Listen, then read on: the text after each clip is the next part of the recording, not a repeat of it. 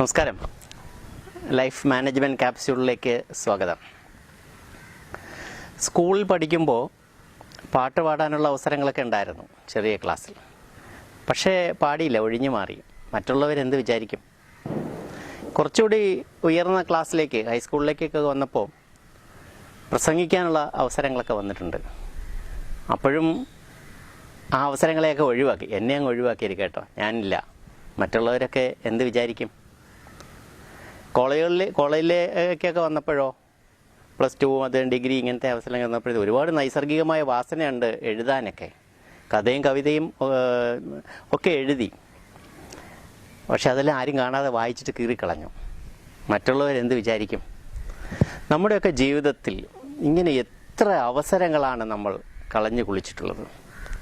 നമുക്ക് ലഭിച്ചിട്ടുള്ള നൈസർഗികമായ വാസനകൾ പരിപോഷിപ്പിക്കുന്നതിന്, നമ്മുടെ കഴിവുകളെ പുറത്ത് പ്രകടിപ്പിക്കുന്നതിന്, അങ്ങനെ നമ്മുടെ വ്യക്തിത്വത്തെ വികസിപ്പിക്കുന്നതിനുള്ള എത്രയോ അവസരങ്ങൾ മറ്റുള്ളവരെന്ത് വിചാരിക്കും എന്നുള്ള ആ ഒരു ശങ്കയിൽ നമ്മൾ മാറ്റിക്കളഞ്ഞിട്ടുണ്ട്.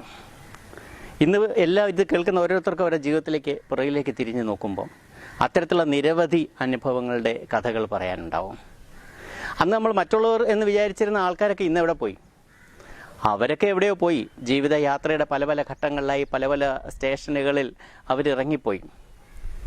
അവരെന്ത് വിചാരിക്കുമെന്ന് വിചാരിച്ചിട്ട് നമ്മൾ ഒരുപാട് കാര്യങ്ങൾ വേണ്ടാന്ന് വെച്ചു. നമ്മുടെ ജീവിതത്തിൽ ഒരുപാട് രാത്രികൾ ഉറങ്ങാതെ കിടന്നിട്ടുണ്ട്. പക്ഷെ അവരൊക്കെ സുഖമായിട്ട് കിടന്ന് ഉറങ്ങുമായിരുന്നു. കാര്യം എന്താണ്? അവരാരും നമ്മളെ ജഡ്ജ് ചെയ്യാനായിട്ടിരിക്കുന്നവരല്ല. നമ്മളെല്ലാം ഒരു റിയാലിറ്റി ഷോയിലെ മത്സരാർത്ഥികളും അവരെല്ലാം നമുക്ക് മാർക്കിടാണ്ടിരിക്കുന്ന ആൾക്കാരുമല്ല. അവർക്ക് വേറെ ജോലിയുണ്ട്. പക്ഷെ നമ്മൾ ധരിച്ചിരിക്കുന്ന അവരെല്ലാം നമ്മളെ തന്നെ നോക്കുന്നു, നമ്മളെ തന്നെ വിമർശിക്കുന്നു, നമ്മളെ തന്നെ കുറ്റം പറയുന്നു, നമ്മളെ തന്നെ പരിഹസിക്കുന്നു. എന്നാൽ പിന്നെ ആ ഒരു ഏരിയയിലേക്ക് പോവുകയോ വേണ്ട, അങ്ങോട്ട് നോക്കുകയോ വേണ്ട. ഇങ്ങനെയൊക്കെയാണ് നമ്മൾ ധരിച്ചത്. നമ്മുടെ വ്യക്തിത്വ വികസനത്തിനുള്ള ഏറ്റവും വലിയ തടസ്സമാണ് ഈ ചിന്ത. വലിയൊരു ബ്ലോക്കാണ്. ഈ ബ്ലോക്ക് മാറ്റിയവർ മാത്രമേ ജീവിതത്തിൽ വിജയിച്ചിട്ടുള്ളൂ. ഒരുപാട് പ്രാവശ്യം വീണിട്ടാണ് നമ്മൾ നടക്കാൻ പഠിച്ചത്. സൈക്കിൾ ഓട്ടാൻ പഠിച്ചത് എങ്ങനെയാണ്? ഒരുപാട് പ്രാവശ്യം വീണിരുന്നു. പക്ഷെ അത് മറ്റുള്ളവർക്ക് എന്താ അതിനകത്ത് കാര്യം? നമ്മളല്ലേ അതിൻ്റെ ഗുണവും ദോഷവും അനുഭവിക്കേണ്ടത്. നോക്കൂ, വളരെ മത്സരാധിഷ്ഠിതമായ ഒരു ലോകത്താണ് നമ്മൾ ജീവിക്കുന്നത്. Survival of the fittest is the order of the day എന്നാണ് പറയുന്നത്. ഇന്നത്തെ ഈ കാലഘട്ടത്തിൻ്റെ നിയമം എന്ന് പറയുന്നത് ഏറ്റവും ഫിറ്റസ്റ്റ് ആയിട്ടുള്ള ആൾക്കാർ മാത്രം ഈ അതിജീവിച്ച് മുന്നോട്ട് പോകും എന്നുള്ളതാണ്. ഇപ്പം നമ്മൾ ഈ മത്സരത്തിൽ ഒരിക്കലും പുറകോട്ട് വന്നുകൂടാ. നമ്മൾ ആ മത്സരത്തിൽ മുമ്പോട്ട് പോകണമെന്നുണ്ടെങ്കിൽ നമ്മൾ തടസ്സങ്ങളെ നമ്മൾ അതിജീവിക്കണം. ആദ്യമായിട്ട് നമ്മൾ വേണ്ടത് എന്താണ്? നമ്മൾ മറ്റുള്ളവരെന്ത് വിചാരിക്കും എന്നുള്ള ആ ചിന്ത മനസ്സിൽ നിന്നേ മാറ്റിവെക്കുക.